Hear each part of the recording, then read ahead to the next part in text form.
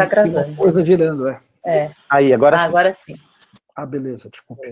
Então, boa noite. Hoje é dia 22 de setembro, segunda sessão do curso Políticas do Antropoceno, e hoje a gente está recebendo como convidado o Eduardo Neves, que é professor do MAI, Museu de Antropologia e Etnologia da USP, e um grande pesquisador de arqueologia amazônica, e vai hoje nos falar um pouco sobre a questão do Antropoceno. Então, agradecemos ao Edu pela presença e passamos a palavra a ele, então.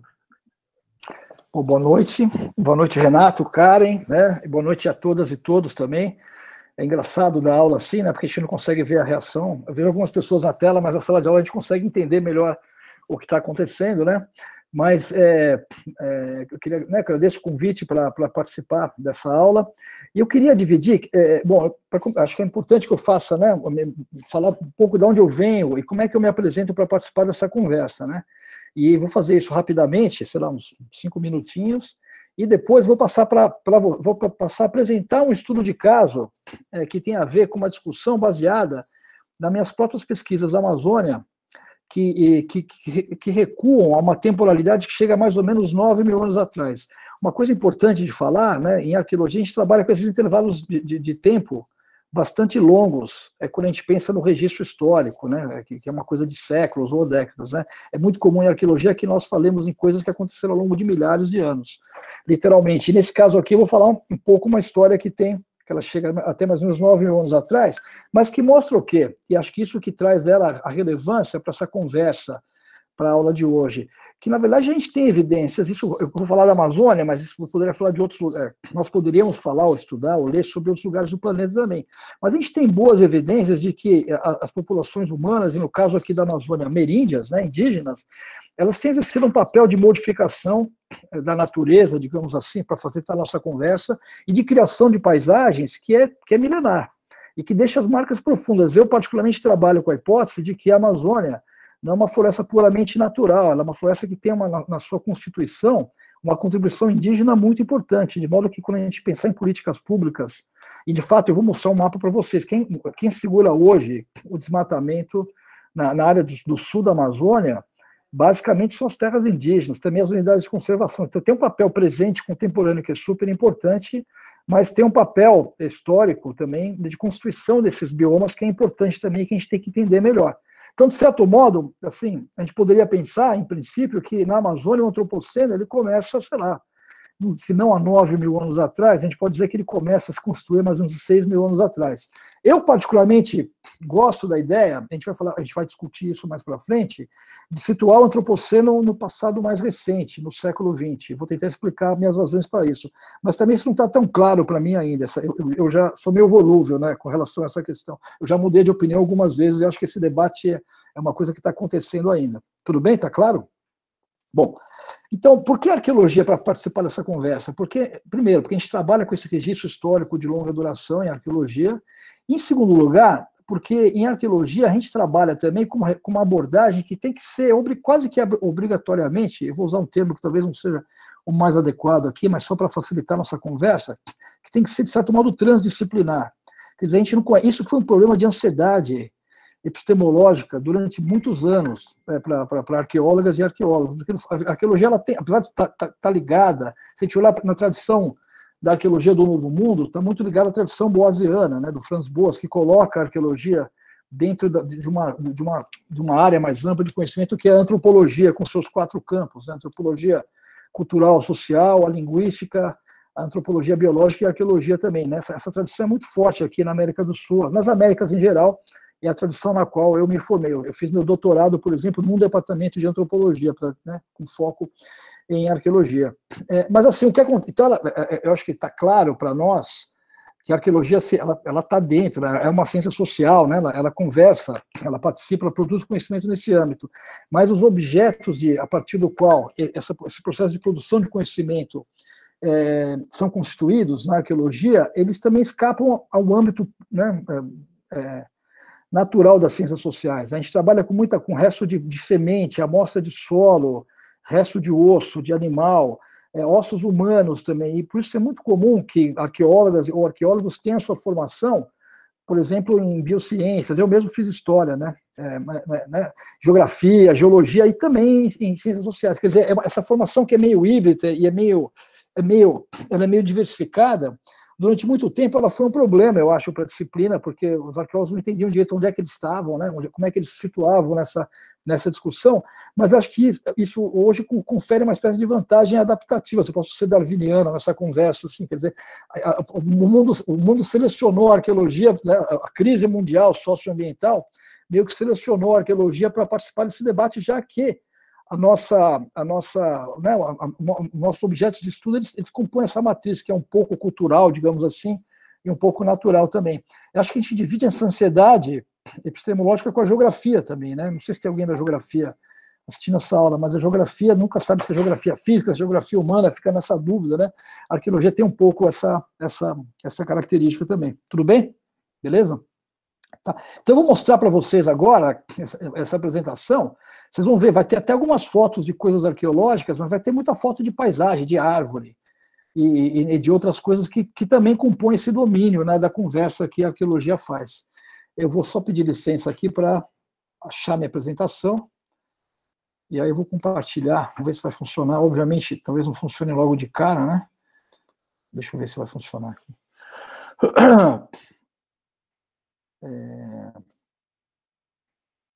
Eu posso compartilhar sim, tranquilo. Eu passo ela para a Karen. Só peço, se vocês forem usar depois as imagens, elas têm crédito, só vocês têm crédito para as imagens, tá? Então me dá só um segundo, apresentar agora, vamos ver. Uma janela. Olha, funcionou. Quer dizer, ainda não funcionou, vai funcionar, vamos ver. Compartilhar.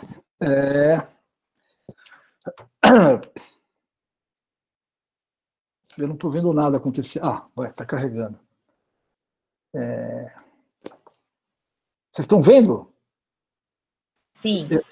Vocês estão, mas eu não estou. Então, como é que eu vou resolver isso aqui? Por que será que eu não estou vendo? Eu já sei o que eu vou fazer. Eu vou abrir, mas aí eu não consigo avançar, né? Eu não consigo ver a minha apresentação. Por que eu não estou vendo, hein? Vocês imaginam alguém? Professor, eu acho que quando você está apresentando, realmente não aparece na página do Meet. Aí você tem que ficar ou na página da sua apresentação ou na página do Meet vendo a gente. Entendi. E tudo bem, eu posso até fazer isso, mas para avançar os slides, vocês, vamos fazer um teste aqui, ver se funciona. Deixa eu ir para a minha apresentação, e aí, deixa eu ver se vai funcionar isso aqui. Deixa eu ver. Vocês estão vendo aqui um monte de urna, um monte de vaso colorido? Estão vendo? Sim. E aí, se eu avançar, avançou também? Beleza? Avançou. Ótimo, tá bom, então, beleza. Tá, então, eu começo, rapidamente, esse discurso sobre a arqueologia amazônica. Tem um debate, a arqueologia da Amazônia, nessa imagem aqui, vocês estão vendo algumas urnas funerárias da ilha de Marajó. Essas urnas são super elaboradas, elas têm uma pintura, uma decoração plástica e pintada super sofisticada, cheia de códigos, e elas são encontradas em contextos funerários na ilha de Marajó. Geralmente tem mais de um indivíduo enterrado dentro dessas urnas, tem outros objetos que acompanham esses sepultamentos, tangas de cerâmica, colares, é um material super interessante. Bom, esse tipo de material é conhecido desde o século XIX, na verdade, por alguns cientistas que passaram pela Amazônia. E está associado ao quê? A presença, nessa foto em preto e branco aqui, vocês veem uma espécie de ilha no meio dessa imagem. E o que é essa ilha? É uma estrutura artificial, conhecido como teso na ilha de Marajó. São aterros que foram construídos. Esse processo começa no século 3 ou 4 depois de Cristo e vai até mais ou menos no século 14 depois de Cristo. Né? São centenas de estruturas como essas construídas no leste da ilha de Marajó. E o leste da ilha de Marajó tem algumas características interessantes, porque é uma região, apesar de estar na Amazônia, é uma região de campos naturais que fica alagada na metade do ano. Então, essas ilhas artificiais, de fato, esses aterros artificiais, eles se transformam em ilhas durante metade do ano. E é nesses contextos, nesses locais, que eram locais de habitação, que essas populações que construíam que produziam essas urnas viviam. Bom, esse material é, como eu falei, conhecido desde o século XIX, mas havia um debate Em outros lugares, na Foz do Amazonas, a gente tem também, já, isso aqui na região do Amapá, na costa norte da Foz do Rio Amazonas, também uma produção material maravilhosa de urnas antropomorfas, né, que inclusive tem essas peças, quase todas elas estão em museus particulares na Europa.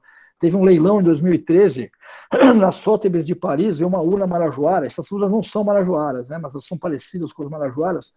Foi vendida por 315 mil euros. Então, elas têm um valor de mercado, né, nesse mercado negro muito grande também. E nós sabemos que, por exemplo, na região leste do Amapá, esse sítio, ele está localizado, o nome dele é Rego Grande, esse sítio arqueológico, ele está hoje em dia numa área de pastagem, mas que era coberta de floresta anteriormente, e essas estruturas de pedra que vocês estão vendo aqui, elas foram trazidas e colocadas nesse local, foram literalmente colocadas em pé nesse lugar, e elas estão alinhadas de acordo com a posição. Uma dessas estruturas tem um orifício cortado no meio dela, circular, que está alinhado com a posição do Sol no dia 21 de dezembro, que é o solstício. Ali é muito perto da linha do Equador, mas que para nós já é hemisfério norte, né? Seria o solstício de inverno. Então, essas estruturas, esses aterros da Ilha de Marajó, essa cerâmica elaborada, essas estruturas de pedra, elas são conhecidas ali na região da Foz do Amazonas desde o final do século XIX. Esse mapa aqui, se alguém tiver alguma dúvida, pode falar e eu tento explicar melhor, se eu estiver falando muito rápido. Mas esse mapa aqui mostra o que para vocês? Mostra o litoral do Amapá, que está ao norte aqui, né, desde o Oiapoque, mostra a Foz do Rio Amazonas, que está mais ou menos, que vem da parte inferior esquerda até o centro dessa imagem, e à direita a gente vê a Ilha de Marajó, e ao norte da Ilha de Marajó, as ilhas de Mexiana e Caviana. Cada ponto vermelho que vocês estão vendo aqui é um sítio arqueológico, ou um conjunto de sítios arqueológicos. Então, essa região, de novo, desde o século XIX, já se sabia que ela tinha sido ocupada de maneira aparentemente densa no passado, e que essas populações que viveram ali provocaram mudanças. Tinha uma produção material que era muito interessante, mas que provocaram mudanças na paisagem que são duradouras e que permanecem até hoje, como é o caso dos aterros da Ilha de Marajó. No entanto, houve um debate muito grande, eu não quero entrar nos detalhes aqui, na segunda metade dos anos do século XX, aqui no âmbito da arqueologia da Amazônia, mas resumindo uma história que é muito mais complexa, o que foi sugerido é que essas populações que tiveram essa produção material, que eu apresentei muito rapidamente aqui para vocês, na verdade eram populações que não viviam na Amazônia, não tinham uma origem amazônica, eles teriam vindo de fora da Amazônia, do norte da América do Sul, de onde está hoje a Colômbia, e por diferentes rotas, seja pelo norte do continente, seja descendo o Rio Napo, que é um afluente do Rio Amazonas, e depois do Rio Amazonas, chegaram até a Foz do Amazonas, e por causa de limitações ambientais, de solo, por exemplo, não conseguiram manter o padrão, entre aspas, de complexidade, ou de social, ou um padrão hierárquico, de divisão social marcada, que elas teriam tido nos seus locais de origem. Essa hipótese está errada hoje em dia, ela foi falsificada já, mas ela coloca uma questão importante que até hoje prevalece na arqueologia amazônica, que é essa questão da sustentabilidade. Até que ponto os ambientes amazônicos são capazes de sustentar populações densas e numerosas. O meu trabalho mesmo tem sido, nos últimos 20 anos, mais ou menos, tentar mostrar que, de fato, não existem limitações ambientais para a presença indígena na Amazônia e, uma vez mais, a população indígena era numerosa antes da chegada dos europeus. Por isso que eu gosto tanto desse artigo do Koch, de 2019 e tal, porque eu gosto dessa hipótese de que, de fato, eu trabalho com a premissa de que a Amazônia que a gente conhece hoje em dia, essa visão de uma Amazônia pristina, uma floresta pouco modificada e ocupada de maneira esparsa, ela foi construída a partir de um reflexo do que aconteceu nos séculos XV e XVII na Amazônia, onde a depopulação foi muito intensa, populações indígenas desapareceram em grande quantidade e a floresta cresceu sobre locais que eram anteriormente ocupados no presente. Então, quando os primeiros cientistas passam a viajar pela Amazônia, lá Condamine, no início do século XVIII, Humboldt, no final do XVIII, Spix e Marshall, já no XIX, eles estão vendo uma Amazônia que está esvaziada, com pouca gente e com muita floresta. Então, essa ideia de uma Amazônia, né, como último... Essa grande floresta pristina, ela foi construída muito mais como um reflexo do início da história colonial do que propriamente como um reflexo da história antiga ou da história pré-colonial da Amazônia. Eu não gosto de falar em pré-história, também não falo muito mais em história pré-colonial, prefiro falar em história antiga, que é essa história que começa, sei lá, uns 12 mil anos atrás e vai, né? Bom, vem até hoje, na verdade, porque os povos indígenas da Amazônia descendem dessas populações originárias que chegaram há milhares de anos atrás. Bom, e o que a gente sabe, então? Não, a gente tem várias evidências para falsificar essa hipótese. Uma delas, por exemplo, que eu gosto, tenho trabalhado com esse tema nos últimos anos, é a produção cerâmica, por exemplo. Esse mapa aqui da América do Sul, com um monte de nome, um monte de flecha, ele quer dizer o quê? Cada nome desses representa um sítio arqueológico ou uma cultura arqueológica. O que é uma cultura arqueológica? Só para facilitar aqui. É um conjunto de sítios arqueológicos que tem uma idade mais ou menos comum, que compartilham, digamos assim, características de produção material e composição dos depósitos que é parecida. Por exemplo, a Laca, aqui que vocês estão vendo na parte superior direita, é um conjunto de sítios arqueológicos localizado no litoral do Suriname, e que é composto por sambaquis, que são colinas artificiais formadas pelo acúmulo de conchas, onde nós temos cerâmicas datadas de 5.500 anos, antes do presente. BP, quer dizer before present, antes do presente. Mina, também está errada essa flecha, na verdade, ela tem que estar um pouquinho mais para leste. São sítios no litoral do Pará, com cerâmicas de mais de 5.000 anos. Taperinha, à direita, abaixo, é o sítio com cerâmicas mais antigas que a gente tem nas Américas, não só na Amazônia, mas em todo o continente americano, com cerâmicas que chegam até 7.000 anos atrás. Eu estou trabalhando agora, se vocês olharem para o lado esquerdo desse mapa, num sítio chamado Monte Castelo, que é o que está mais embaixo aqui, que tem datas de cerâmica que chegam pelo menos até 5.200 anos atrás. A gente não tem nesse mapa apenas sítios que estão na Amazônia, a gente tem também sítios que estão localizados fora da Amazônia, mas tem uma coisa interessante nesse mapa, que todos os centros iniciais de produção cerâmica nas Américas estão em regiões tropicais, em terras baixas. Quando a gente pensa na arqueologia das Américas, talvez não vocês, mas o público em geral, a gente pensa que a gente tem essas grandes áreas nucleares, que seriam os Andes centrais e a Mesoamérica, né, os Incas, né, Tiwanaku na Bolívia, e já falamos de Tenochtitlan, Teotihuacan, esses grandes sítios monumentais na Mesoamérica, por exemplo, né, no México, na Guatemala. Mas, na verdade, se a gente for pensar na cerâmica e na agricultura também, alguns dos centros mais antigos de inovação estão em regiões tropicais das terras baixas, e muitos deles aqui na Amazônia, aqui na América do Sul. Eu vi uma palestra fascinante hoje em dia, fazer uma digressão rápida aqui, de uma arqueóloga, duas arqueólogas mexicanas, falando sobre monumentalidade no México, né? Tem uma coisa interessante que distingue um pouco a arqueologia da Mesoamérica, que é essa região que inclui hoje em dia México, Guatemala, Honduras, onde a gente tem, por exemplo, a cultura maia, os astecas, né, zapotecas e outros, né, outros olmecas, né, são várias manifestações arqueológicas diferentes, e a arqueologia aqui da América do Sul. Eu vou fazer essa digressão porque eu acho que ela vale a pena ser feita. Aqui na América do Sul, a produção de monumentos é uma coisa muito mais antiga, ela começa na costa do Peru talvez há mais de 5.500 anos atrás, pelo menos, tem datas até mais antigas, mas pelo menos para ser conservador. Na Mesoamérica é uma coisa muito mais recente. As pirâmides mesoamericanas, elas começam muito depois, mas uma vez que elas começam na Mesoamérica, vira um processo quase que incontrolável de produção de diferenças sociais e políticas através da construção das estruturas monumentais. E essas colegas arqueólogas mexicanas acham que isso é uma influência da América do Sul, né? Algum tipo de... O cacau, por exemplo, é uma planta sul-americana, foi domesticada onde é hoje o Equador e o Peru, e talvez o oeste do Brasil, e é levada lá para a Mesoamérica milhares de anos atrás. Então, esses contatos não são contatos demográficos, mas de ideias ou influências políticas que influenciam essas histórias diferentes. Bom, dei uma viajada aqui, mas o que eu queria dizer é o seguinte, porque é importante a gente guardar essa imagem, né? Que os sítios, se a gente for pensar em produção cerâmica, por exemplo, que arqueólogos usam normalmente como indicador de, entre aspas, inovação cultural, né? A gente vai ver que as cerâmicas mais antigas das Américas estão na Amazônia. Quer dizer, essa ideia de que os ambientes tropicais como a Amazônia teriam condições desfavoráveis para a ocupação humana e para o desenvolvimento, para o florescimento da cultura, digamos assim, não se sustentam com base nas evidências arqueológicas.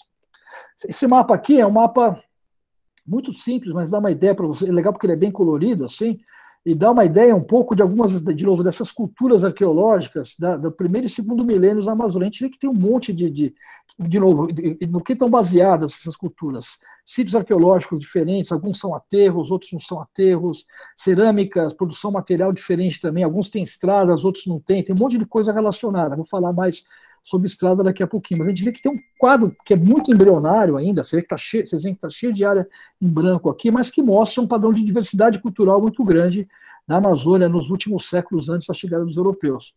E, de fato, se a gente olhar para esse outro mapa, que é um mapa bem colorido, que cada cor nesse mapa representa o quê? Um grupo de línguas, ou uma família linguística, né? Nós sabemos que ainda hoje, apesar dos 500 anos de massacre de população, nós temos mais ou menos 300 línguas indígenas na Amazônia e nas áreas tropicais no seu entorno. Quer dizer, muita língua diferente. E cada cor dessas aqui representa uma família de línguas, não uma língua diferente. Então, para cada cor que vocês estão vendo aqui, esse bege, meio cor de mostarda, por exemplo, no alto da imagem, são línguas caribe faladas, né? Hoje em dia no que é Brasil, Venezuela, Guianas, mas são várias línguas diferentes que compõem essa família, digamos assim. Então, são 300 línguas diferentes, são mais de 50 famílias ou unidades genealógicas, é muita diversidade. Se a gente pegar a língua como um indicador de diversidade cultural, é muita diferença, é muita diversidade.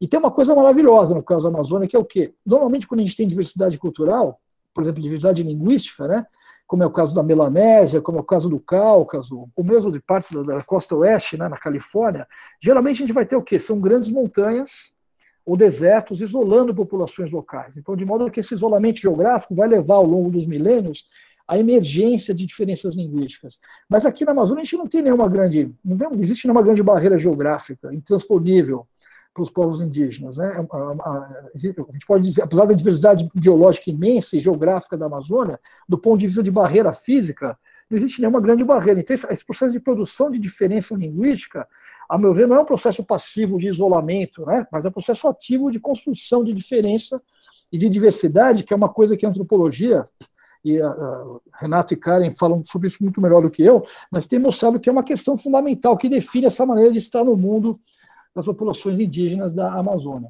Então, qual que é a ideia aqui, primeiro? É para apresentar muito rapidamente esse quadro para vocês. Primeiro, que não existe limitação ambiental, de que tem gente vivendo na Amazônia, a gente vai ver um pouco melhor isso há bastante tempo, muita diversidade cultural na Amazônia antiga, e que a condição tropical não impôs um limite ambiental para a ocupação humana no passado da Amazônia. Essas ideias, que eu estou resumindo de maneira muito simples aqui, elas estão amarradas, estão ligadas a um conceito que era muito forte até o final do século passado, que era o determinismo ambiental. Essa ideia de que, né, inclusive é interessante fazer um pequeno parênteses aqui também, talvez a proponente mais importante dessas ideias, uma arqueóloga norte-americana, estadunidense, chamada Betty Meggers, por exemplo, ela foi pioneira, acho que ela estava errada na maioria das hipóteses dela, mas ela foi pioneira, por exemplo, em postular correlação de efeitos como El Niño no passado de mudança climática e padrões da ocupação humana da Amazônia. Então, sem entrar no mérito de saber se alguém está certo ou errado, essa discussão é importante, por quê? Porque ela mostra para nós, ela colocou desde cedo, desde os anos 50 do século passado, essa questão da adaptação humana e de fatores limitantes como questão fundamental para o debate na arqueologia da Amazônia. E a minha própria formação passa por isso, né? Eu falei para vocês que eu fiz uma formação no departamento de antropologia. O meu orientador é um cara que trabalha com ecologia humana, antropologia ecológica, né? Nos anos 80 fui buscar essa formação, eu queria entender mais essas teorias, essas hipóteses, para poder me qualificar para participar dessa conversa. Bom, esse mapa aqui é um mapa recente, talvez a Karen e o Renato já tenham visto, adoro mostrar esse slide, talvez já tenham visto esse slide mais de uma vez, mas espero que a maioria de vocês não tenha visto ainda. É um trabalho que foi publicado em 2013 e que tem uma série de autores, tá? Mais de 60 autores, com big data, né? Com um monte de autor. E esse mapa mostra o quê? Cada pontinho que vocês estão vendo aqui, em laranja ou em turquesa, representa um local onde foi feito um levantamento de árvores. Ao longo da Amazônia e na beirada da Amazônia. São dezenas ou até centenas de pontos, né? E os pontos em laranja são áreas de terra firme, e os pontos em turquesa são áreas alagadas. Então, o que fizeram esses autores? Esse Ter Stegen, que é o principal autor desse artigo, ele juntou toda essa informação numa base de dados comum para fazer algumas perguntas. Primeiro, quantas árvores existem na Amazônia?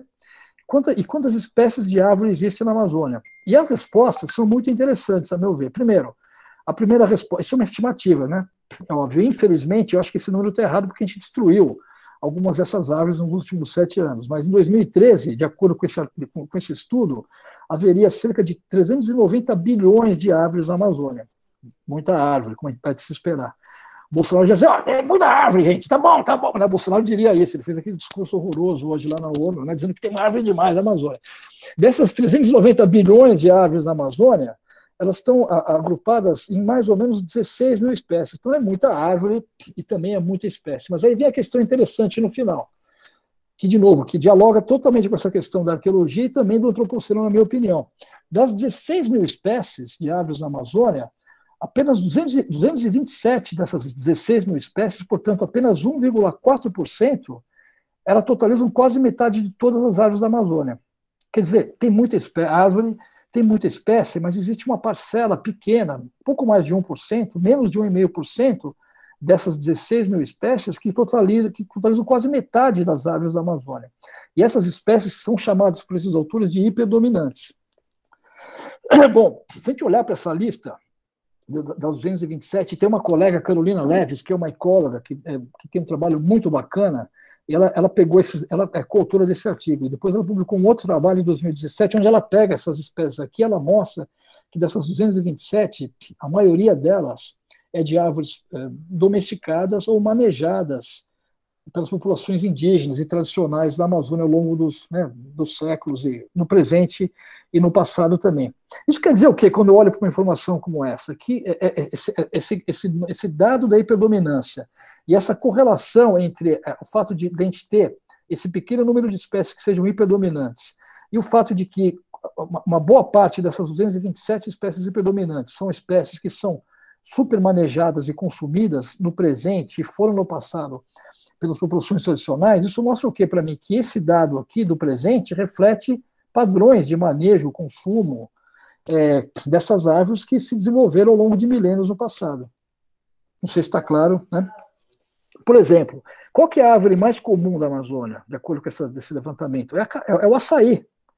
Não o açaí do Pará, que é o açaí que a gente toma, né, com granola, né, que os nossos colegas paraenses veem isso, ficam chocados, né, meu filho mais novo põe leite condensado, granola no açaí, né, o pessoal da Amazônia vê isso e fica chocado, assim, mas o açaí do mato, né, essa árvore, essa palmeirinha que vocês estão vendo aqui, é a árvore mais comum da Amazônia. O açaí do Pará, que é esse açaí que a gente bebe, é a 7ª árvore mais comum da Amazônia. Então, se a gente pegar essa lista, vai ter um monte de espécie, e o açaí é uma planta interessante, a Karen e eu temos conversado há muito tempo sobre isso já, porque ele é uma planta que não é domesticada, mas virou uma commodity, né? O açaí, hoje em dia, é exportado, ele é plantado, né? Como a borracha também não foi domesticada e virou uma commodity no passado. Então, uma vez mais, não vou entrar nessa conversa por enquanto, mas a gente tem o quê? Uma correlação interessante que mostra que, uma vez mais, sem querer ser repetitivo aqui, dessas 227 espécies, a gente tem uma quantidade muito grande de árvores que são muito importantes economicamente, simbolicamente, para populações tradicionais e para a economia do Brasil, né? Uma dessas árvores é a seringueira.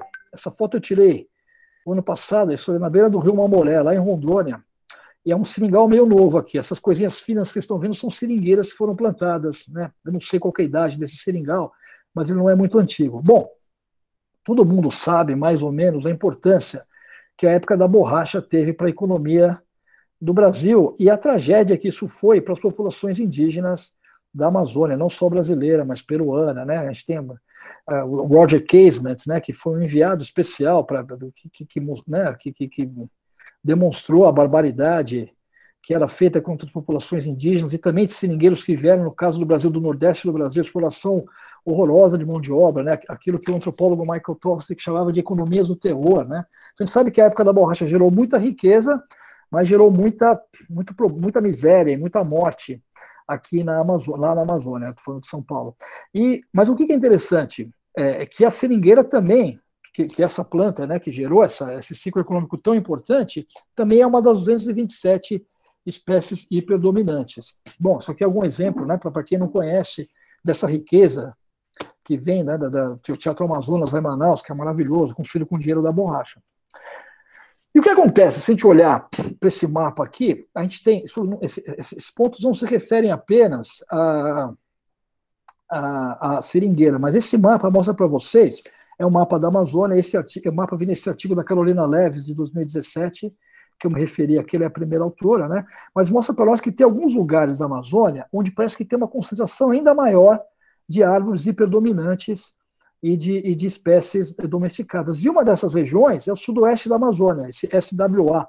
Vocês veem no mapa aqui, tá vendo que está cheio de ponto preto, né? Que é essa região que engloba o que é hoje o pedaço do Peru, da Bolívia e do Brasil, que é também uma região onde até hoje tem muita seringueira e onde se tirou muita borracha. Eu quero fazer um zoom agora, sair da Amazônia em geral e falar um pouco sobre essa região, que é a região onde eu tenho trabalhado nos últimos anos. Bom, o que acontece, pensando em termos da logística de tirar toda essa borracha dessa região? O principal afluente do rio Amazonas, que vem do sudoeste da Amazônia, é o rio Madeira, que é um rio que ele nasce, os formadores dele vêm dos Andes, nasce a mais de 6 mil metros de altitude, eles se juntam ali perto da fronteira da Bolívia com o Brasil, Mamoré, Madre de Dios, Rio Beni, eles se juntam ali perto, formam o rio Madeira, que é um rio que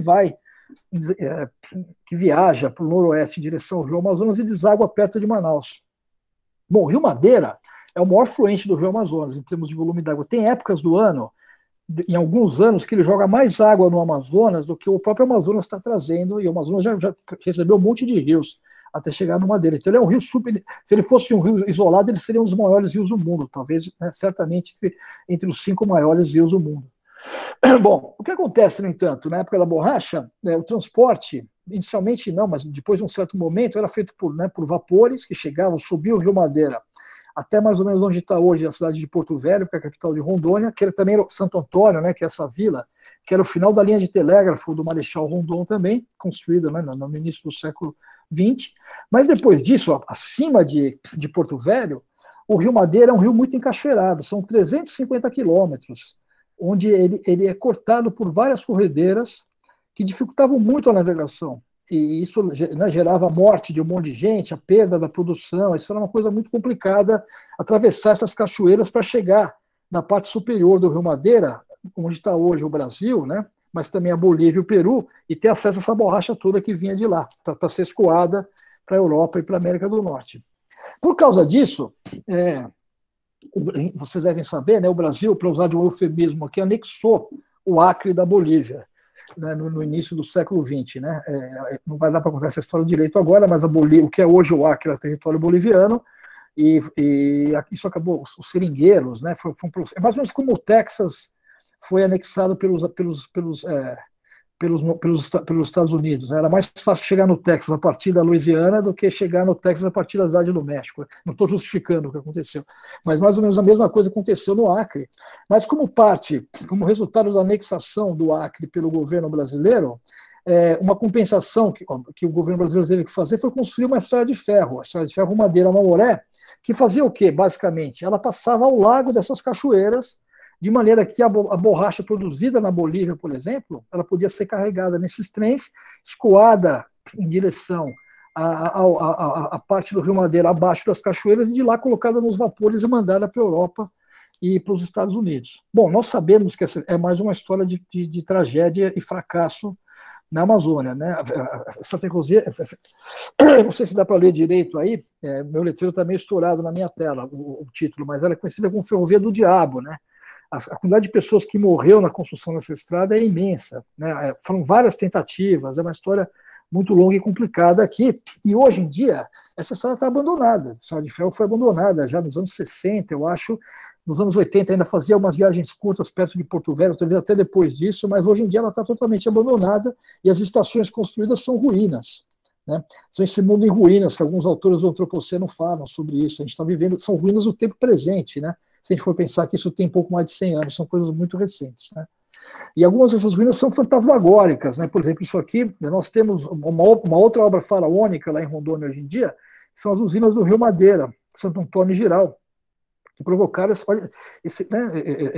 parece uma cena do Apocalipse, né? Esse deserto assim, e no meio dessa área desértica, né, ela fica alagada na época, durante algumas épocas do ano pela represa.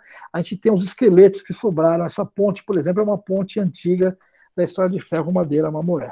Bom, mas antes da estrada de ferro Madeira-Mamoré ser construída, quer dizer, essa questão do escoamento da borracha desde o Alto Madeira em direção à Amazônia Central era uma questão que afligia os seringalistas dessa região. E um desses seringalistas era um maranhense chamado Antônio Labre, que fundou a cidade de Lábrea, que a Karen conhece muito bem, né? Passou momentos inesquecíveis da vida dela lá em Lábrea, no Amazonas.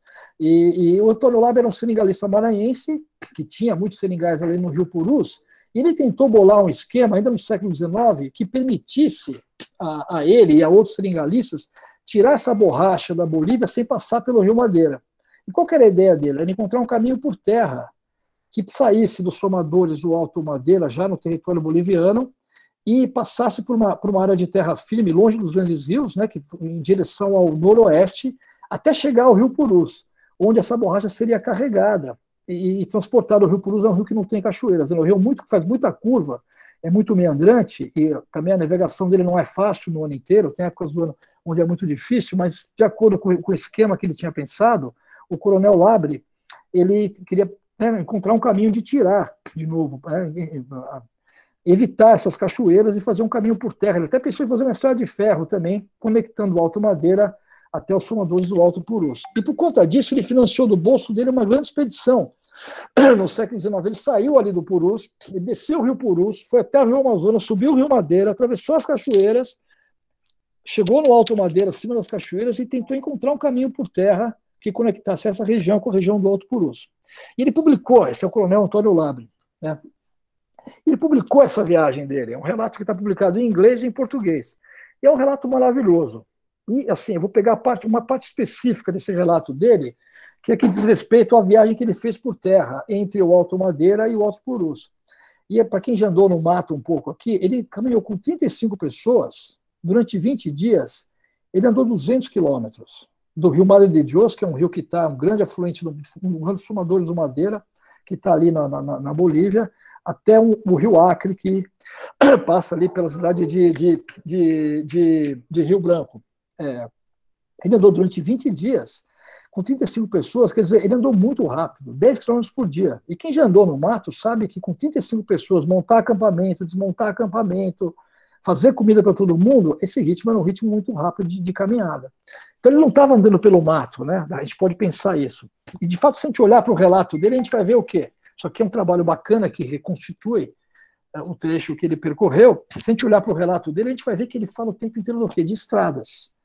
Então, ao meio-dia, deixamos a estrada Araúna, mais pra, no dia 20, o caminho de Tupena-Putsuá, a oeste, tomamos a estrada Guaraia, que ele se referencia a estradas e caminhos o tempo inteiro. Dessa maloca deserta, seguimos para Calamari, passando em caminho a lugares de povoações antiquíssimas, muitas encruzilhadas de estradas, olha para a direita, olha para a esquerda. Seguimos por uma estrada boa e bem cultivada, quer dizer, ele não andou por uma floresta fechada, inóspita e intransponível, ele andou o tempo inteiro, por isso que ele andou tão rápido assim. Ele seguiu por caminhos, ele chamava de estradas, a gente pode chamar por caminhos aqui, que já estavam abertos e que estavam conectando diferentes assentamentos, ou aldeias, ou povoados, por esse trecho que ele passou.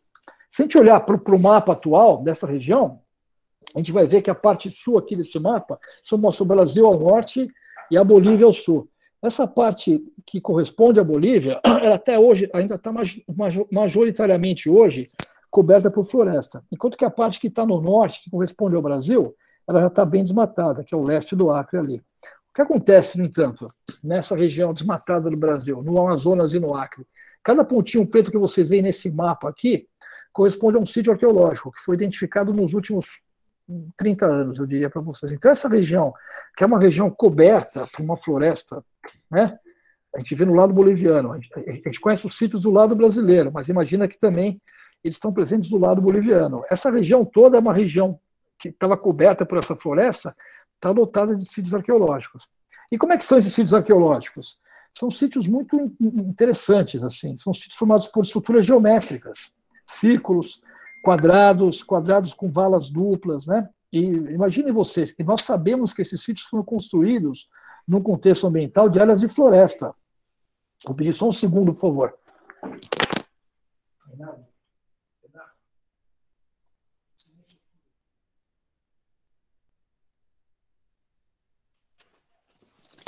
Desculpe, tem alguém jogando videogame aqui ao lado, tive que interromper rapidamente.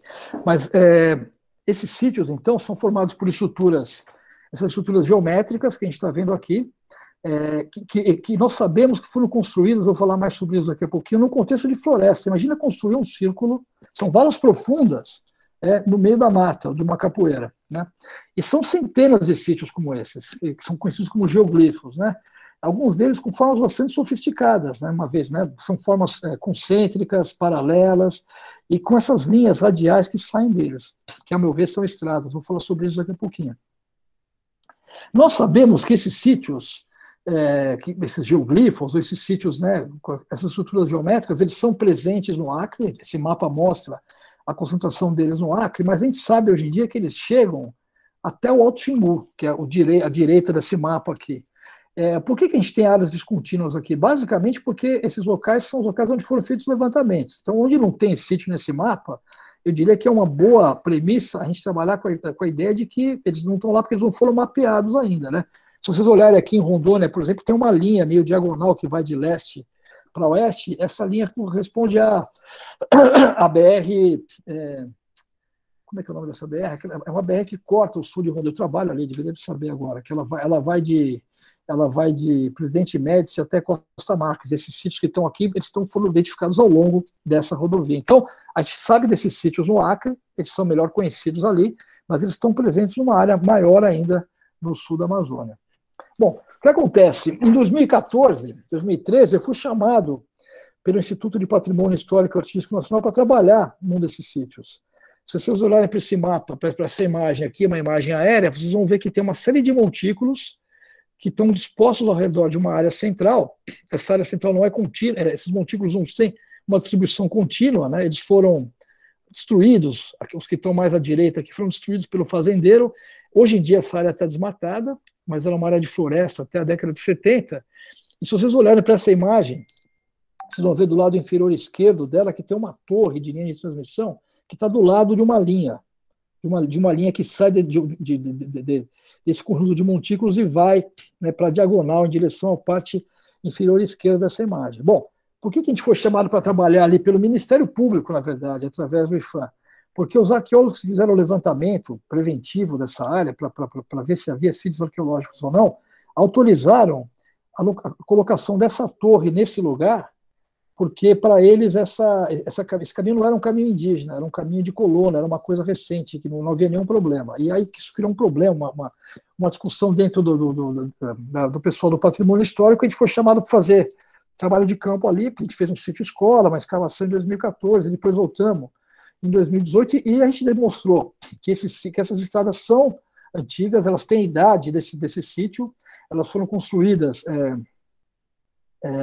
no começo do segundo milênio depois de Cristo, e mais do que isso, a gente começou a perceber que essas linhas, a gente começou a perceber que vários desses sítios, se vocês olharem à direita nesse mapa aqui, vocês vão ver que tem várias seções nesse mapa, com linhas radiais, né, cor de laranja, a gente tem círculos cor de laranja também, e quadradinhos que são azul, meio roxo. A gente começou a perceber que essas linhas conectavam diferentes sítios arqueológicos, que na verdade essas estradas aqui eram estradas que elas são mais visíveis perto dos sítios arqueológicos, mas se a gente projeta elas, a gente vai perceber que elas conectam sítios arqueológicos diferentes.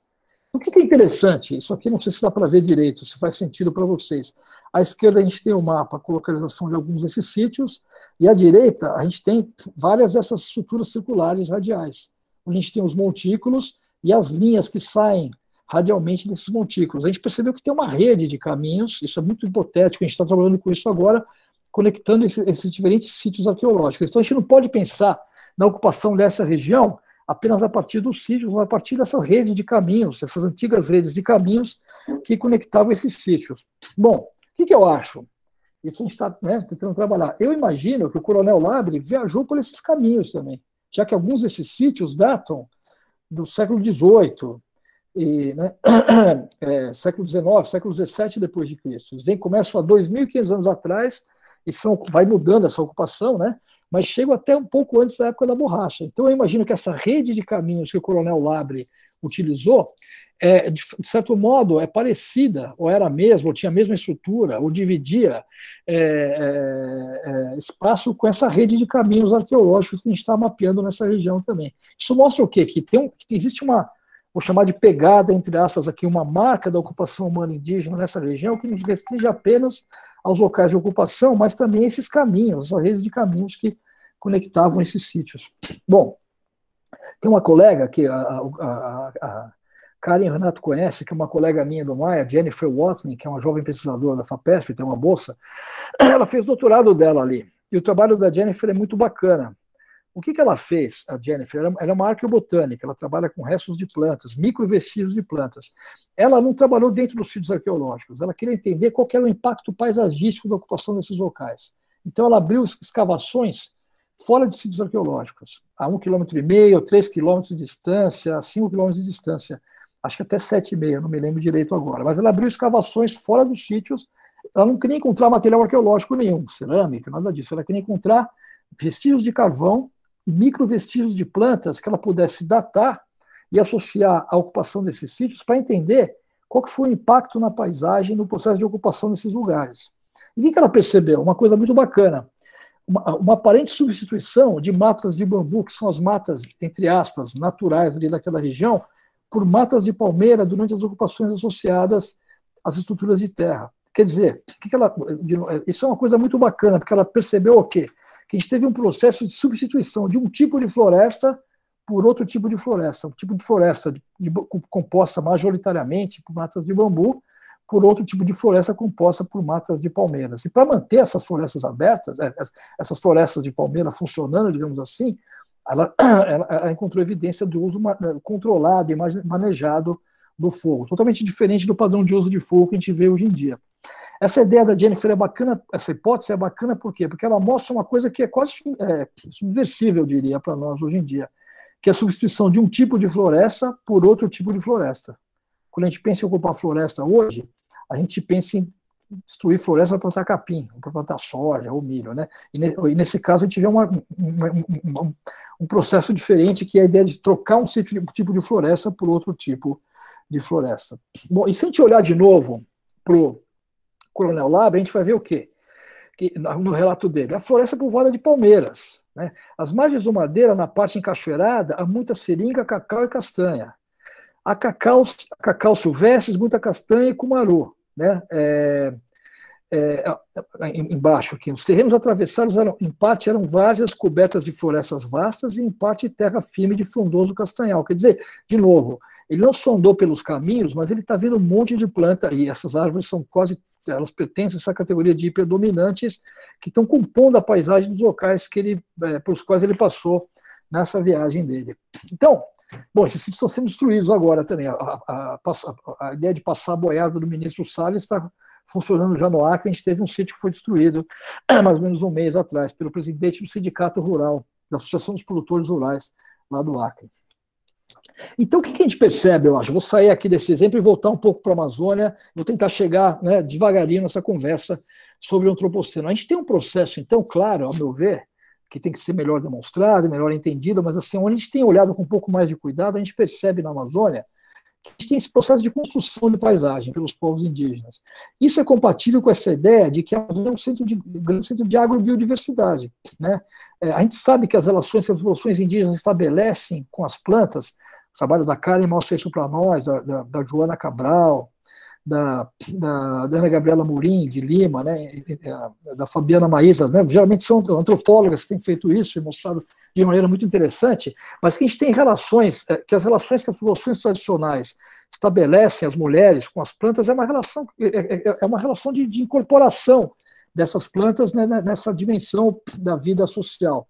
E o que a gente percebe também, que é uma coisa importante, a professora Manuela Carneiro da Cunha escreveu sobre isso, uma síntese muito bacana, há alguns anos, uma coisa que caracteriza as populações indígenas da Amazônia é essa ideia de produção de diversidade, no caso das plantas de agrobiodiversidade, mas a gente pode pensar naquele exemplo das línguas que eu falei anteriormente também, é uma produção de diferenciação linguística que é muito grande. Isso talvez seja uma coisa que seja uma espécie de denominador comum para as populações indígenas da Amazônia. Se a gente olhar para o número de plantas que estão nesse mapa aqui, que foram domesticadas ou manejadas, eu não vou discutir muito domesticação hoje, porque é uma conversa que vai nos levar para outro caminho, mas é imensa na Amazônia. A gente tem batata doce, cacau, a pupunha, que é a única palmeira domesticada, uma variedade de coca, a gente tem taioba, mandioca, cupuaçu, castanha, guaraná, um monte de abacaxi, um monte de planta que a gente consome hoje em dia, que planta, né, amendoim, que está embaixo desse mapa, a gente tem o milho e o arroz em vermelho nesse mapa. Por quê? o milho e o arroz estão vermelhos? Tem vermelho, porque são gramíneas, né? Não é um tipo específico de planta. Isso tem a ver com a conversa do James Scott também, que acho que vocês vão ver isso mais para frente no curso, né? O milho é uma planta que veio do México, que chega ali no sul da Amazônia há uns 6 mil anos atrás, e o arroz é um tipo de arroz que foi domesticado nessa região do sul, e depois foi abandonado, que é uma coisa interessante também, nessa região do sudoeste da Amazônia. Mas o que é interessante, de novo? São sistemas que eu vou chamar de agroecológicos aqui, antigos, vou tentar mostrar a antiguidade para vocês, caracterizados pela produção de agrobiodiversidade, mas que tem como uma consequência a criação dessas paisagens, tais quais as que foram descritas pelo Coronel Labre e que a Jennifer começou a mostrar, vislumbrar um pouco no trabalho dela lá no Acre. O que nós sabemos? Oi? Só uma questão, volta naquele mapa, se você puder, porque acho que é interessante mostrar que não é... Ai, meu Deus. Não, desculpe. Voltei. Eu não estou vendo você falou. Oi, pode. Não, que eu acho interessante mostrar justamente, né? Você falou da coca e do tabaco, que eu acho que é importante mostrar que não são só plantas usadas na alimentação, mas uma variedade muito grande, né? A diversidade não só em termos, digamos, de utilidade, daquilo que serve para alimentar, mas é uma quantidade de plantas, uma diversidade também associadas, como você bem notou, a importância que as plantas têm para a vida social, né? Então, acho que o tabaco na Amazônia é um exemplo importante disso. Sem dúvida. E obrigado por ter falado isso, cara. E se você for ver, esse seu exemplo é interessante porque, se a gente for olhar em 1492, né, se a gente pudesse fazer esse exercício, quais eram as plantas que tinham o seu cultivo mais disseminado pelas Américas? Era o tabaco e o milho. Onde dava para plantar, onde dava para fazer agricultura, cultivo, o tabaco era plantado e o milho era plantado. E esse milho, tudo bem, para os incas o milho era super importante, era uma planta, né, que tinha uma escala de produção que era controlada, e também na Mesoamérica, mas em muitos contextos na Amazônia e outros lugares, o milho era para fazer cerveja, né? Então, essas plantas que eu vou chamar de recreativas aqui, né, para produzir cigarro e cerveja, digamos assim, eram as plantas que eram mais disseminadas e são plantas que estão ligadas à sociabilidade. É interessante isso também, cara, e se eu posso fazer mais uma digressão aqui, porque eu falei das cerâmicas antigas, né? As primeiras cerâmicas que aparecem na Amazônia, elas não são cerâmicas para cozinhar, elas são cerâmicas para servir, são vasos pequenos. Em alguns casos, na Colômbia, são super decorados, mas são vasos todos pequenininhos. E qual que é a hipótese que se apresenta? Que elas são ligadas ao consumo de bebidas fermentadas. É muito menos a ideia de que a cerâmica foi o modelo clássico do Neolítico do Velho Mundo, vê a cerâmica como uma solução para processar alimento e armazenar alimento. E parece que aqui na Amazônia a cerâmica foi inventada para esquentar a festa, digamos assim, né? Era contexto de servir e não de processamento. Então, acho que tem a ver com essa observação que você fez agora. Tudo bem? Legal, Edu, é isso mesmo, era festa, né, justamente. Cerveja e cigarro. E como bate isso, é interessante, né? Bom, beleza, vamos lá. E aí, bom, o que é essa imagem aqui? Isso aqui do lado esquerdo, essa coisa cinza, bege, marrom, com esses números no meio, é uma representação esquemática de um perfil estratigráfico de escavação. Várias palavras bonitas, né? Esquemática, estratigráfico. Mas isso quer dizer o quê, basicamente? A gente tem um número lá embaixo, 9.400 AP, quer dizer, 9.400 anos do presente, e depois 500, 5.800, 5.800, 5.700 anos. Né? Vocês veem que o solo muda de cor. Essa representação de cor aqui é uma representação da cor do solo. Então, o solo é mais amarelado nas camadas inferiores.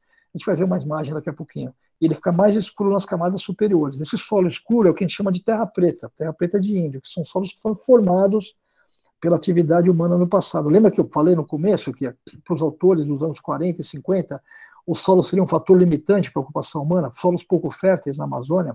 De fato, solos amazônicos naturais são pouco férteis mesmo. Mas essas terras pretas, que chegam até 6 mil anos ali em Rondônia, um esquema, um perfil de um sítio lá de Rondônia, são solos super férteis, produzidos pelos povos indígenas no passado. E tem uma questão interessante, pensando no que a Karen falou agora também, trabalho com esse tema até hoje, das terras pretas, trabalho muito com agrônomos. Quando o agrônomo olha para um solo, ele pensa na ideia de aprimorar aquele solo. Não todos, né, mas a maioria deles. Né? E, na verdade, então, por isso tem um debate interessante entre nós que trabalhamos com isso. Para os nossos colegas agrônomos, as terras pretas foram formadas para aprimorar esses solos, era uma espécie de engenharia agrícola, digamos assim. Só que, na verdade, a maioria esmagadora dos sítios de terra preta eram áreas residenciais. Então, para mim, na verdade, esses solos se formavam não deliberadamente para aprimorar, né, resolver um problema de escassez ou de limitação, mas eles são consequências. É claro que depois que se formavam, as pessoas deviam ter consciência do seu papel produtivo e de utilizá-los para cultivar coisas nos seus quintais. Mas, uma vez mais, pensar que a Terra Preta foi pensada para resolver um problema é, mais uma vez, reduzir essa questão da ocupação amazônica a uma perspectiva utilitária, que é totalmente contrária à lógica, se eu posso falar nisso, né, esse sentido que é dado por essa ocupação ameríndia milenar. Mas, fechando esse parênteses aqui, o que a gente vê aqui nessa imagem? Então, à esquerda, algumas das plantas que aparecem no registro, né? Então, a gente tem evidência de consumo de goiaba, por exemplo, de castanha, de ariá, que é uma raiz, do piquiá, que é um parente do pequi, há mais ou menos 9 mil anos atrás. E depois, a partir de 6 mil anos atrás, um pouco menos, 5.800, 5.500, a gente tem evidência de mandioca, feijão, abóbora, castanha e tucumã. Todas essas plantas são consumidas até hoje, né? A castanha é uma planta que a gente consome até hoje. Goiaba, né? Aqui em São Paulo, aqui no sudeste do Brasil, no Brasil inteiro, né? Goiaba nasce em qualquer lugar, né? É uma planta meio feral, digamos assim, né? Ela não tem... Aqui em São Paulo, onde eu moro, talvez a maioria de vocês more aqui em São Paulo também, ela nasce na fresta das calçadas, né? Quer dizer, é uma planta que também não é muito domesticada e não é muito selvagem, mas ela é consumida, a gente tem evidência do seu consumo há milhares de anos atrás. Compatível com essa questão, né, de produção dessa agrobiodiversidade. Isso aqui é um exemplo. Como é que a gente chega a essas conclusões? Aqui é um exemplo do trabalho de campo que a gente fez agora, durante a pandemia. Essa foto foi tirada, o mundo estava acabando, a gente não sabia ainda, porque a gente estava no campo, nesse lugar lá no Rio Guaporé, sem saber que a pandemia estava acontecendo, né? Através da escavação de alguns sítios arqueológicos, de vários sítios arqueológicos, lá no Acre, mas também em Rondônia, e agora na Bolívia também. E o que a gente percebe, então, por exemplo, como essa imagem mostra aqui, a gente tem evidência da castanha, né? Há mais ou menos 9 mil anos atrás. Isso aqui é uma castanheira. A castanha é uma árvore interessante porque, primeiro, ela tem uma propriedade interessante, ela vive durante séculos, né? A gente sabe que tem castanheiras que foram datadas por carbono 14, que estão vivas ainda e que têm mais de 400 anos de idade. Tem um debate aqui, né? Hoje em dia existem basicamente 2 animais que dispersam a castanha. Um deles é a cutia e o outro somos nós, o Homo sapiens, né? E isso levou alguns autores a propor que a grande dispersão das castanheiras pela Amazônia tenha sido resultado, pelo menos em parte, da intervenção humana, o que é compatível, a meu ver, uma vez mais, vou voltar, com os dados arqueológicos que a gente tem para a castanha. Vai ser uma revisão importante agora, nos próximos meses, escrita pela professora Myrtle Schock, da Universidade Federal do Oeste do Pará. Ela vai botar esses dados de castanha tudo junto, isso vai ser uma coisa muito útil e importante para nós. A castanha tem uma coisa interessante também, que é o quê? Primeiro, é uma árvore. Quando a gente pensa em cultivar uma planta, a gente pensa em cultivar uma planta no quintal, né? Geralmente plantas de ciclo curto ou de ciclo médio, né? Uma coisa que você planta e colhe. O milho, por exemplo. A gente planta o milho e vai colher naquele mesmo ano. Uma castanheira, depois de plantada, primeiro, ela necessita de luz para ser plantada, né? Uma muda de castanha, se não tiver iluminação, ela vai morrer. Então, a área onde uma castanha é plantada, ou um castanhal, geralmente são castanhais, né? É mais de uma árvore, é plantada, tem que ser mantido aberta nos primeiros anos de vida dessas plantas. Ela vai começar a produzir só depois de mais ou menos 10 anos de idade, uma castanheira. Mas depois que ela começa a produzir, se não acontecer nenhum acidente, ela pode produzir continuamente por séculos, por centenas de anos. Então, é um tipo de recurso e nós sabemos, né, os dados da predominância mostram isso, os dados arqueológicos, os dados etnobotânicos e etnográficos mostram para a gente que o manejo e cultivo de árvores é uma coisa super importante até hoje para as populações tradicionais da Amazônia. Outra coisa importante, eu estou falando sobre esses sistemas agroecológicos aqui, né, da agrobiodiversidade. Então, árvores são muito importantes. Uma segunda coisa que é muito importante são as raízes. Nessa foto aqui, eu tirei essa foto na comunidade onde fica aquela grande castanha, aquela grande castanheira que vocês viram anteriormente. Esse é o café da manhã. A gente estava fazendo uma escavação ali, e a gente tem o quê? Cará roxo, batata doce, mamão, mingau de banana. Banana é uma planta introduzida, provavelmente, depois da chegada dos europeus. Tapioquinha de mandioca, mas tem um monte a gente tem o mamão, que é uma árvore, né? Mas a gente tem um monte de coisa aqui que é raiz, né? Batata doce, o cará e a mandioca. E as raízes são muito importantes. O cultivo de raízes, como a mandioca, talvez seja mais conhecida, é muito importante para as populações tradicionais da Amazônia até hoje. O que é interessante você plantar raiz? Uma vez que eu dei aquele exemplo do milho, que é uma planta de ciclo curto, eu vou chamar essas tubérculos aqui de plantas de ciclo médio. A gente planta, elas ficam 1, 2, 3 anos na roça, e algumas delas vivem, né? A Karen sabe disso muito bem também, elas são encontradas, né? Elas não são nem domesticadas, elas vivem no mato, entre aspas, digamos assim, e são encontradas ao longo dos caminhos e das trilhas, né? Isso aqui é um outro exemplo, lá no Rio Iriri, no Pará também, a gente tem cacau aqui nessa bandeja, né? Nessa forma, que é uma fruta amazônica, tem o coco, à direita da Bahia, que não é da Bahia, né, que foi introduzido pelos portugueses, mas tem o caju, que é uma fruta amazônica, ou do Nordeste, nativa à direita, tem manga, que também é uma fruta exótica, tem coco de babaçu, tem a banana, que é introduzida, mas a gente tem lá no fundo naquele balde, né, está lotado de açaí ali. Então, de novo, são sistemas de cultivo baseados no cultivo de árvores, que tem um ciclo muito longo, de raízes que tem um ciclo médio e de plantas de ciclo curto também. E eu acho que caracterizados pelo quê? Pela diversificação e pela experimentação. O que eu quero dizer com isso aqui? Que esses sistemas agroecológicos, se a gente fosse botar isso numa panela ou no forno e deixar assando, cozinhando durante milhares de anos, essas práticas de cultivo de diferentes tipos de plantas vão gerar esse padrão, esse padrão de hiperdominância que a gente vê por exemplo, na composição de árvores da floresta amazônica no presente, né? E aí, qual que é o contraste aqui? Vamos chegar no antropoceno agora. Deixa eu olhar aqui, 50 minutos de fala. Então, a gente tem 12 mil anos de construção de paisagens, no caso da Amazônia, né? Através de estratégias de diversificação dos povos indígenas. E em 40 anos, a gente destruiu cerca de 20% da Amazônia.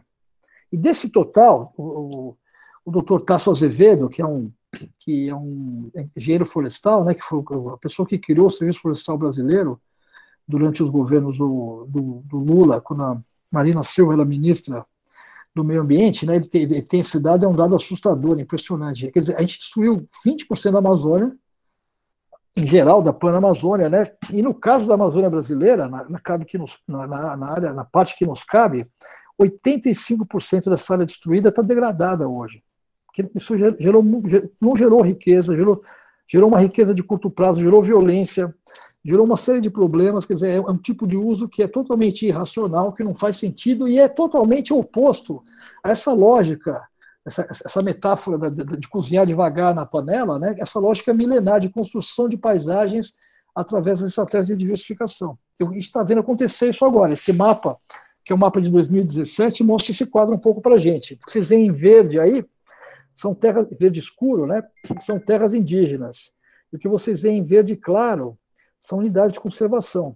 E o que vocês veem em vermelho é o desmatamento até 2016, que a gente sabe que piorou muito nesses últimos 4 anos. E a imagem é muito clara, né? Se vocês olharem, bem no centro aqui da imagem, a gente tem uma tripa verde que vai em direção ao sul, né? O que é isso?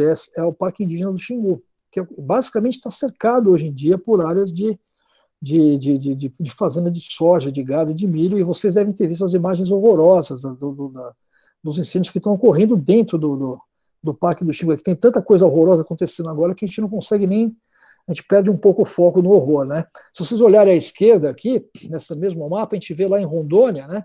A gente tem uma grande mancha vermelha, que são as áreas desmatadas de Rondônia hoje em dia, e o que sobrou basicamente que está em verde escuro ou verde claro, que são unidades de conservação. Teve uma história em terras indígenas, uma tragédia, mais uma que aconteceu semana passada, que foi a morte do Reli Franciscato, que era amigo da Karen, né, que era um grande indigenista da FUNAI, que trabalhava com os grupos hoje em dia, já trabalhou em outras partes da Amazônia, mas com grupos de índios isolados da Amazônia. Eu não tenho um apontador aqui, mas se vocês tiverem um pouco de paciência e imaginação, se vocês olharem para Rondônia, vocês vão ver que a gente tem essa grande mancha vermelha, né, que é a área desmatada, a gente tem uma grande mancha verde escura e outra verde clara, bem onde está a sigla de Rondônia, ROA ali, né? O Reli morreu na parte sul dessa área verde escura, né, tentando negociar um processo tenso de contato com um grupo isolado, que é um grupo ali são os isolados do Rio Cautaro. E do outro lado, né, a gente tem um quadrado, um retângulo verde ali, não dá para explicar que eu estou sem apontador, mas a gente tem a maior terra indígena de isolados da Amazônia brasileira, que é a terra indígena Massaco, que fica lá em Rondônia também. Então, esses isolados, os indígenas em geral, de contato recente também, mas esses em isolamento agora, de Rondônia, estão numa situação muito difícil por causa do avanço dessa onda de desmatamento e de violência. Mas, de qualquer modo, a gente vê meu amigo Michael Heckenberger, que é um arqueólogo, ele tem uma expressão maravilhosa, que ele fala, maravilhosa, terrível também, que ele fala que as terras indígenas hoje, ele trabalha no Xingu, ele fala do Xingu especificamente, são uma espécie de cortina, são firewall, né? Uma cortina contra o fogo, corta-fogo, que impede ainda mais essa destruição dessa parte da Amazônia. E isso é um antropoceno um pouco, gente, eu acho. Vou sair aqui da Amazônia, vou gastar uns 10, 15 minutos falando um pouco sobre essas questões mais gerais agora. Isso aqui é uma foto que eu tirei, peguei do jornal para mostrar, né? Uma operação de madeira lá no sul, ali na Transamazônica, na Amazônia. O que está acontecendo no mundo, gente? Se a gente for olhar, eu até anotei isso aqui, primeiro, a gente está vivendo num mundo onde a população humana ela disparou, né? Deixa eu ver se eu tenho esse slide aqui, me dá só. Vou voltar aqui, né? Se a gente olhar, né? A gente tem Índia com esse mapa é interessante, por quê? Porque ele coloca a área dos países proporcionalmente ao tamanho da população que habita esses países. Então, a gente tem 1,4 bilhão na China, 1,3 bilhão na Índia, o Brasil 210 milhões, Estados Unidos 326 milhões, né? A Nigéria, né, com quase 200 milhões, a Indonésia vira uma coisa imensa, né? Tem mais gente na Indonésia do que no Brasil, quer dizer, tem muita gente vivendo no mundo hoje em dia. E, se a gente olhar para esse gráfico aqui, esse gráfico mostra isso para a gente, né, de uma maneira dramática. Eu vou até ler para vocês, eu fiz uma anotação aqui, em 1800, são cálculos, né, que são estimativas, né, mas são bem seguras. Em 1800 havia 1 bilhão de pessoas no mundo. Em 1927, portanto, quase 130 anos depois, havia 2 bilhões de pessoas no mundo. Quer dizer, duplicou em 130 anos quase a população.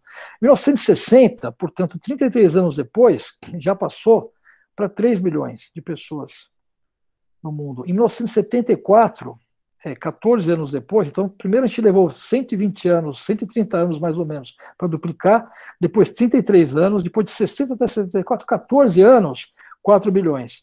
Em 1987, 5 bilhões de pessoas no mundo. Em 99, 6 bilhões, 12 anos, já duplica de novo, né? Já tem 1 bilhão a mais, desculpe.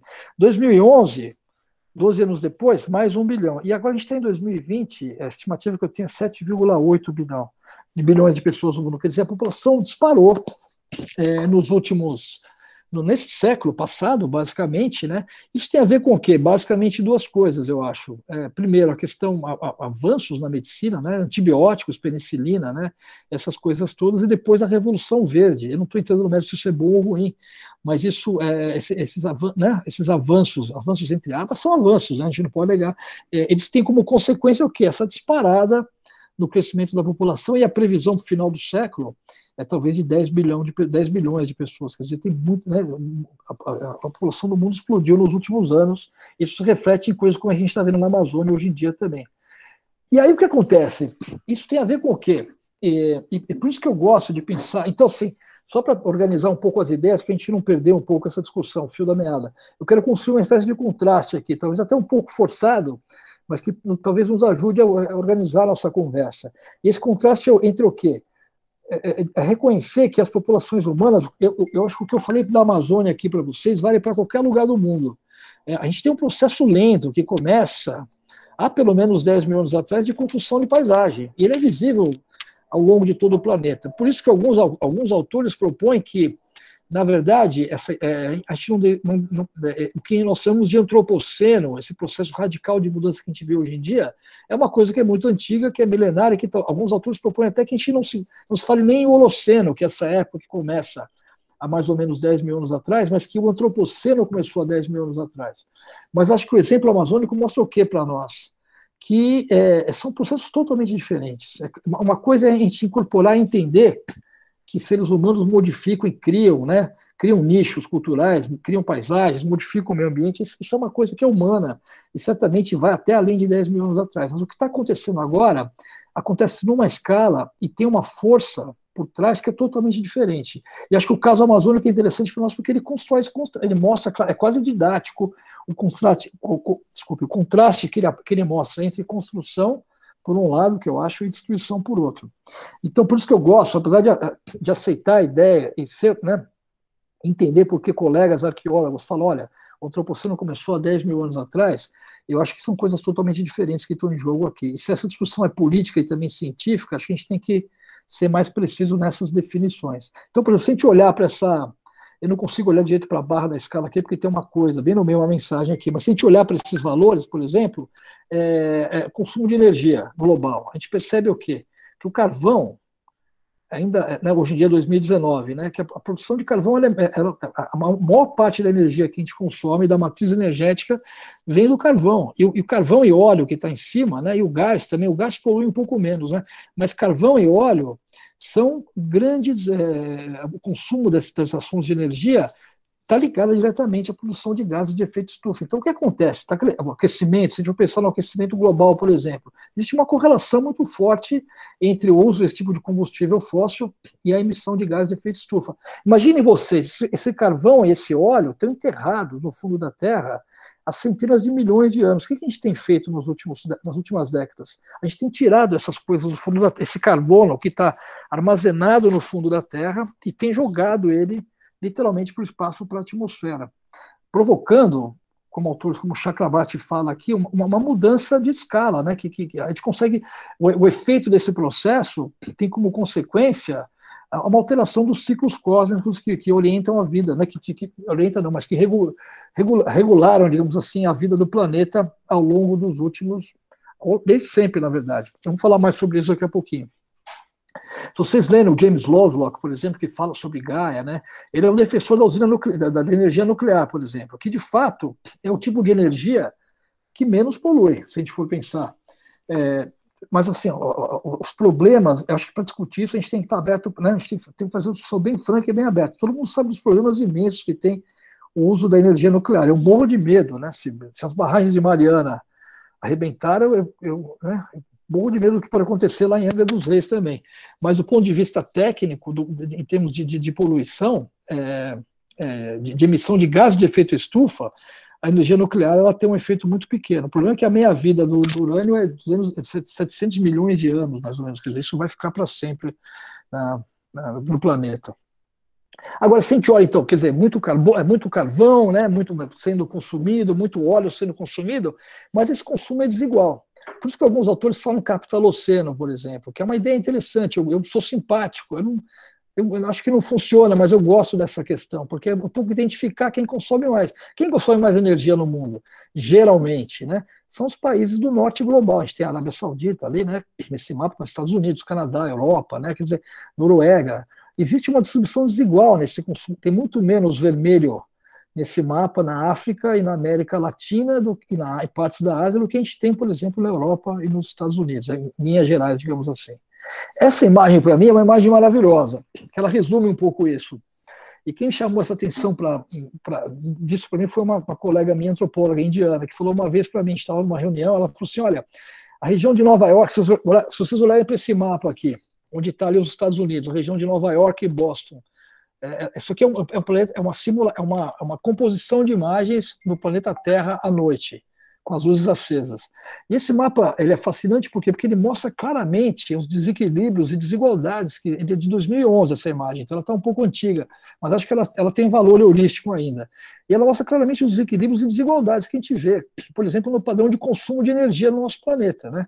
Então, essa região nordeste dos Estados Unidos, Nova York, Boston, ali, Connecticut, consome mais energia que todo o continente africano. Se a gente olhar para o mapa da África, a gente vai ver o quê? Né? Alguma coisa ali na Nigéria, eu acho, na África do Sul, uns pontos mais iluminados. Aqui na América do Sul mesmo, né? A gente vai ver São Paulo, Rio de Janeiro, Buenos Aires, né? E as regiões mais pobres, entre aspas, são regiões que têm um consumo energético muito menor. Então, quer dizer, o consumo de energia ele está aumentando muito, e esse consumo de energia está baseado em matriz de combustíveis fósseis que acentuam a mudança climática e a emissão de gases de efeito estufa, mas ele é absolutamente desigual pelo planeta, né? Se a gente olhar, esse gráfico mostra isso para nós um pouco, né? A América do Norte, ele começa em 65, né, e vai até o presente. Eu não consigo ver embaixo, porque tem uma coisa bem no meio aqui, uma barra, né? Mas a gente vê que a África, a Ásia e o Pacífico, elas dão um pulo, né, isso tem a ver com o crescimento econômico da China e de outros países asiáticos nas últimas décadas, né? A América do Norte cresce num ritmo meio, mais ou menos estável, a Europa deu uma normalizada, mas continua mais ou menos alto, e lá embaixo tem a América, né, tem a segunda divisão, digamos assim, né? Oriente Médio, América Latina e a África. Quer dizer, esse consumo de energia ele é desigual, né? Outro dado interessante é o quê? É o tipo de fonte, né, de energia consumível. A gente consegue, ele é meio redundante com o gráfico que a gente viu anteriormente, mas mostra o quê? De novo, o petróleo ainda caiu um pouco, né, nos últimos anos, mas a indústria do petróleo e o carvão são ainda, e o gás, que também é um combustível fóssil, polui menos, mas polui também. Mas se a gente for olhar, mais de 80% da matriz energética em 2019 ainda está baseada em combustíveis fósseis. Quer dizer, e isso tem a gente sabe que esse consumo é desigual, como eu mostrei para vocês, mas tem um efeito que é muito grande, que altera os ciclos climáticos e os ciclos cósmicos do planeta, né? E isso aqui é produção de energia, aqui é energia em geral, e isso aqui é para energia elétrica. De novo, aqui no Brasil a gente tem uma matriz energética que está ligada às usinas hidrelétricas, que algumas pessoas tentam vender como energia limpa, a gente sabe que ela não é limpa, mas nesse mapa, nesse gráfico aqui, ela está né, ela está presente também. A gente vai ver aqui de novo, é carvão vegetal, quase 40% da energia elétrica no mundo hoje ainda vem de carvão vegetal. A gente tem uma parcela menor de óleo, mas o gás natural cresceu muito também, nuclear relativamente grande. Mas, de novo, né, quase metade, mais de 40% e nós sabemos que carvão mineral é o tipo de matéria-prima é a fonte que mais polui, que mais cria gás de efeito estufa, né?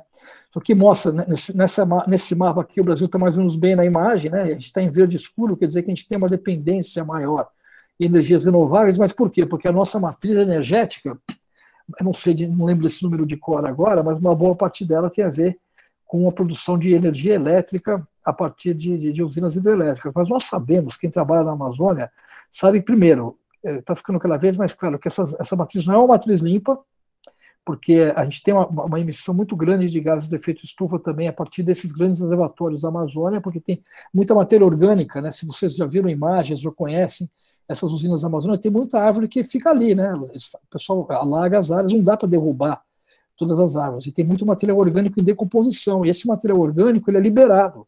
Quando ele passa pelas turbinas, ele libera os gases de efeito estufa. É como você abrir uma garrafa de Coca-Cola e sai aquele gás todo que está preso ali. Então a emissão de gases de efeito estufa pelas usinas hidrelétricas, em geral, é muito grande, e na Amazônia é maior ainda. Então esse verde escuro do Brasil aqui é um verde escuro meio enganoso, infelizmente.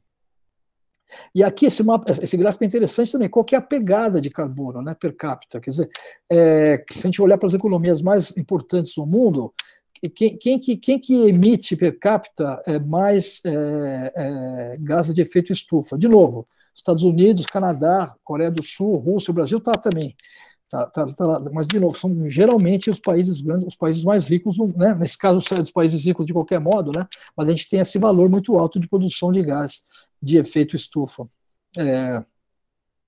E, de novo, né, o carvão, né, tipos de carvão diferentes, né, a gente vê que essa matriz energética ainda está muito ligada a elementos que produzem esses gases de efeito estufa.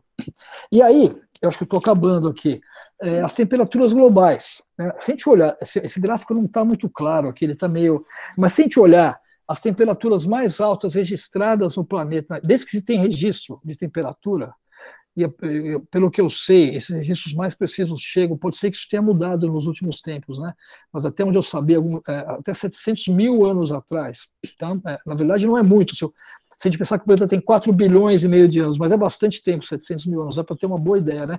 As 10 temperaturas mais altas registradas, desde que se tem um registro mais preciso, elas ocorreram nos últimos... se vocês olharem aqui, cada cor dessas representa um ano, até 2009... 2003, 2013, eu estou meio cegueta aqui, 2010, mas são os últimos 15 anos. Então a gente está vivendo numa época onde claramente se percebe um aumento de temperatura que é notável e que é resultado dessa emissão de gases de efeito estufa e que está ligado a eventos que são muito recentes. É por isso que eu gosto de pensar que se a gente aceita que existe algo que se chama de antropoceno, eu acho que a gente vai ter que viver com esse nome antropoceno. Eu não sei se vai dar para mudar para capitaloceno ou chutuloceno, né? A gente vai discutir isso entre nós, vocês vão discutir, nós todos ao longo desse semestre. Eu acho que antropoceno é um nome que já pegou e vai ser difícil se desvencilhar dele, apesar dos problemas que ele tem. A gente pode discutir isso daqui a pouquinho entre nós também. Mas, de qualquer modo, quer dizer, se a gente aceita que existe algo que se pode chamar de antropoceno, a meu ver, esse fenômeno está muito mais marcado e caracterizado nas últimas décadas. Por isso que eu gosto da ideia de associar, se a gente for partir para a definição de um período, né, de uma época, de um evento, para definir o início do antropoceno, eu acho que a gente pode pensar em algo que aconteceu. Né? Alguns autores propõem a primeira detonação mundial, né, de uma bomba atômica, que foi em 1945, né, em Alamogordo. Tem essa data anotada em algum lugar aqui, óbvio que eu não vou achar isso agora, né, mas depois eu acho, no intervalo aqui, mas alguma coisa entre 1945 e 1961. Bom, então, acho que mais duas aqui, para terminar. Mas acho que a gente não deve ser pessimista, porque já que essa discussão não é só científica, nem só acadêmica, mas ela é política, ela é moral também, a gente tem que olhar para isso.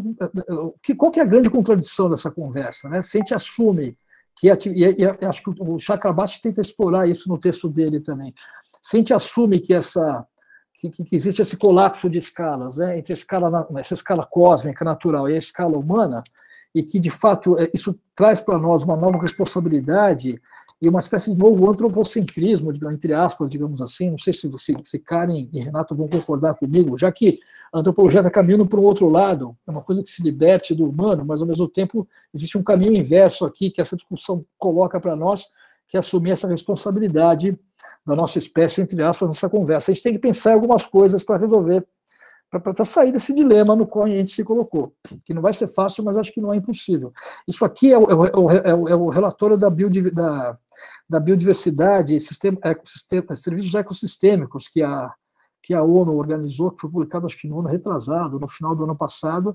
Tem um relatório parecido que vai sair, acho que a Karen contribui também, que vai sair para o Brasil agora, que a professora Manuela está organizando, Cristina Adams também, e a Sônia Magalhães. E quais são as mensagens que esses autores, um monte de gente, um monte de cientistas, um monte de gente, foram anos para fazer isso, né?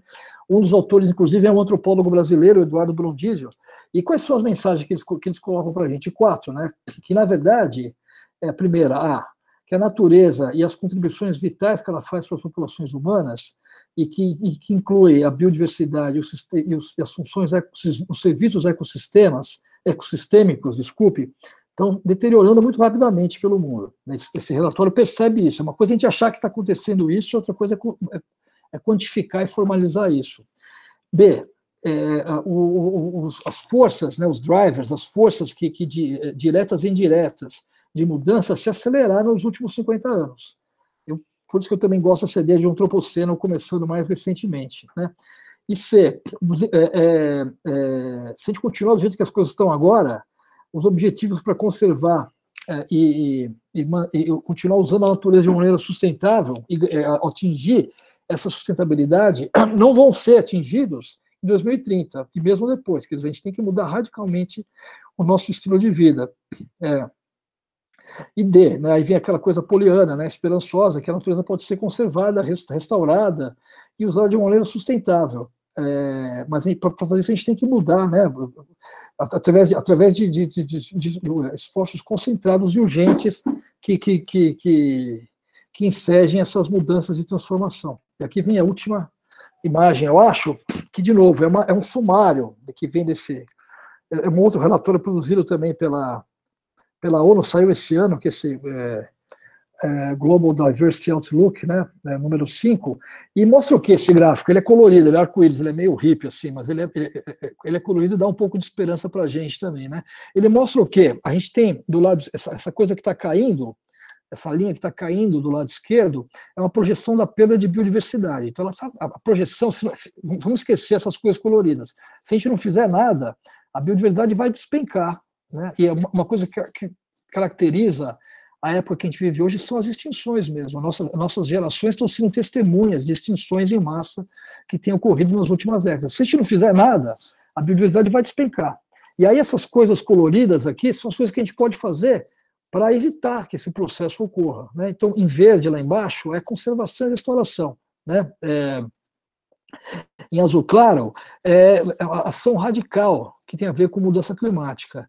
Em azul escuro, é reduzir outros elementos que levam, né, à perda da biodiversidade. Em laranja, é a produção sustentável. Eu gosto de pensar em agroecologia, né?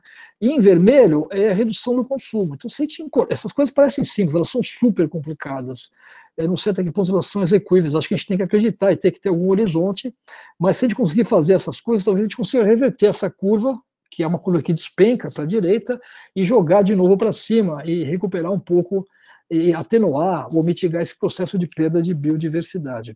Acho que é isso. Então, essa é a última, né? Então, o quê, né? Se eu puder resumir esse gráfico, a partir da minha perspectiva, florestas, recursos aquáticos, água fresca, agricultura sustentável e muita pressão nas grandes corporações. Porque, e por isso que eu também, apesar de eu não gostar, não adotar esse termo, eu gosto da ideia de capitaloceno, porque a gente tem que, eu tentei mostrar nesses gráficos aqui, quer dizer, não é, uma das críticas à ideia de antropoceno é que ele quase que naturaliza e divide para todo mundo, né? Indígenas, não indígenas, quilombolas, citadinos, ribeirinhos, asiáticos, europeus, africanos, essa responsabilidade não é essa. Tem um grupo específico de gente que tem que ser, que é mais responsável por esse processo de mudança drástica que a gente está acontecendo agora. Então, a gente tem que fazer coisas na nossa vida para tentar mudar nossos estilos de vida, mas a gente não deve esquecer que tem que fazer muita pressão nas grandes corporações. A indústria do petróleo, a indústria petroquímica, de fertilizantes, que está causando, de mineração, né, que está causando essas mudanças drásticas e difíceis no nosso planeta. Eu acho que essa foi a última. Foi a última. Ah, não, desculpe, essa é a última, para acabar mesmo. E só para dizer o quê?